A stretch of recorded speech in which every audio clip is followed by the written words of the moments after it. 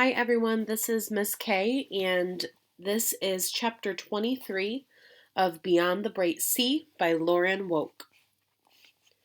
When I reached the dock, the ferry wasn't there. Gone for a run to Mattapoisett, the dockmaster said through his wild beard, his long pipe clenched in his brown teeth. Back soon. And when does it leave for Cuttyhunk? I asked, squinting up at him. The sun, behind his head, gave him a halo, but he smelled awful, like old fish and old man, both of which needed a bath. 7 bells, he said. 3:30, give or take. What time is it now? He glanced over his shoulder at the sun. Just 2, he said. 4 bells. You've got some waiting to do. As I turned to be on my way, a thought occurred to me. Do you know a schooner called the Shearwater? I asked him. I do, he said, a scow lucky to be afloat. Do you know where he was bound? He squinted, his mouth pursed. Maine, I reckon, he said, after a moment. Portland. Not sure where she's headed after that. If she comes straight back from Portland, how long will that take? He cast an eye skyward. With enough wind, not too much, up and back. He did some figuring. A week, maybe more. But if they were bound somewhere else after Portland, months, maybe. At which he shrugged, his pipe bobbing in his teeth. Could be anywhere and back any time, he said. Best I can tell you. And he hobbled away, yelling something at a deckhand who was dumping slops off the stern of a sloop at anchor. Baitfish below swarmed madly among the potato peels and eggshells floating on the water. I turned away and found a perch on a pylon where a herring gull had been keeping watch, but was now down among the bait fish, guzzling its lunch. I ate my own, one pocket at a time, until I'd finished the stuffed roll and the apple, which was juicy enough to be both food and drink. I felt better, not hungry, not thirsty, just hot in the midday sun, anxious to be out of my shoes, eager to be on the islands again.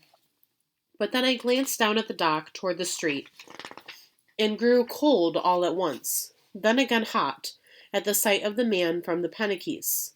The big man, who had left Mr. Sloane for dead, coming out of a doorway. He stopped, looking carefully right and left, and I memorized him as he was now. His brown trousers, black shirt, brown hat with a rolled rim. After one more look in both directions, he walked off along the waterfront out of sight. I hadn't expected him to see him here. Surely he'd known someone would find Mr. Sloane sooner or later and come looking for the man who'd held him prisoner. Perhaps he thought Mr. Sloane had died by now. Perhaps he wasn't worried that we'd seen him on Pennikies. After all, he didn't know that Mr. Sloane had lived to tell his tale of captivity and abuse. And he didn't know that Osh would draw a picture to help the police hunt for him. But why stay so close by? Why take the chance? I thought about following him. I thought about staying where it was safe.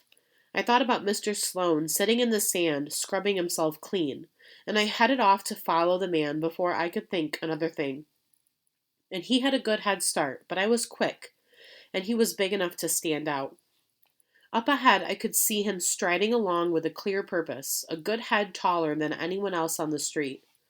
Even when I had no clear sight line, I could see his brown hat bobbing above the crowd, and I kept my eyes on it as I followed, ready at any moment to duck into an alleyway if he happened to turn around.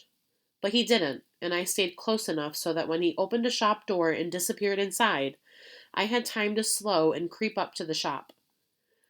The window was full of jewelry and guns. A long fur coat, gold pocket watches, a gleaming saddle, and a silver platter carved all over with scrollwork. I scampered across the street to a shed on the docks and ducked behind it to wait until he reappeared. The empty corpse of a pigeon lay at my feet.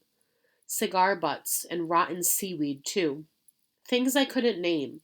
All of it seeped into an old rainwater and mud. To my relief, the shop door opened again soon enough, and the big man came out. He looked furious, even from a distance, hunched up like a watchdog, and I ducked back out of sight to wait until he'd left. When I looked again, I saw him headed back the way he'd come, and I knew I had to be careful not to run into him again when I returned to the ferry dock. From my post on the wharf, I could see the sign above the shop. Pawnbroker, it said. I didn't know what that meant. I crossed the street. A bell jangled when I opened the door and went inside. The place was filled with treasures of every kind. Big glass cases of jewelry and guns. Along one wall, fur coats hung, empty and bored. On another, beautiful paintings, shelves filled with lace, fans, crystal, cigar lighters, and perfume bottles. A barrel bristled with canes, some with ivory handles. At the end of the shop, behind a jewelry case, a man in a visor looked up from his work and said, "What do you want?" without a trace of welcome. "Just to know what a pawnbroker is," I said in a small voice, which drew an unexpected smile. "You bring me things worth money, I pay you a fee, and if you return soon enough, you can buy your belongings back for a bigger fee. If not, I get to sell them to someone else. You got something to pawn?" I went closer. On the case in front of him was a square of black cloth. Laid out was a pretty necklace, gold, with a locket shaped like a heart. "I might," I said, "but I didn't think he would give me anything for my shoes." He grinned. "Had your hand in somebody's pocket, did you?" Which set me back a step. "Not me," I said, "but I'll bet that man who was just in here stole that necklace." He didn't like that. His face changed. He made as if to come around the counter, and I turned and fled out the door down the street at such a run that I nearly caught up to the big man I'd been tracking. He had stopped to buy a sausage from a cart alongside the curb near the ferry dock.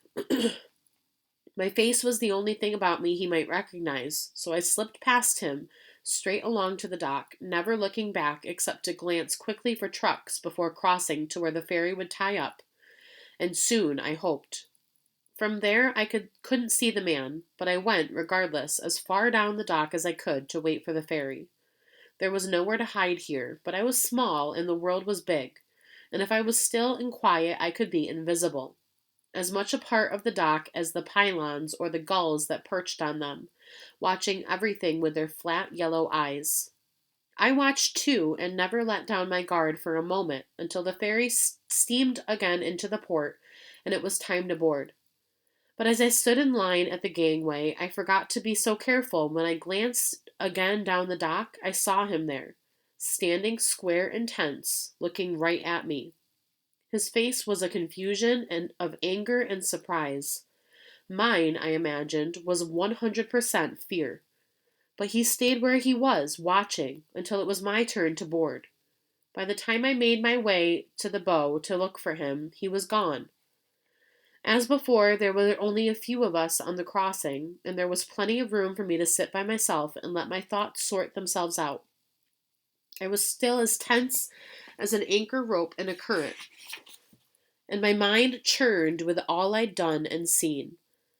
But the farther we traveled, the more New Bedford seemed like another world, far away, that couldn't touch me now. Not even the terrible man, who was still somewhere over there, perhaps at this very moment on his way out of town, as spooked by the sight of me as I'd been by him. And I convinced myself that I would never see him again. All right, that is it for chapter 23. I will see you next time for chapter 24.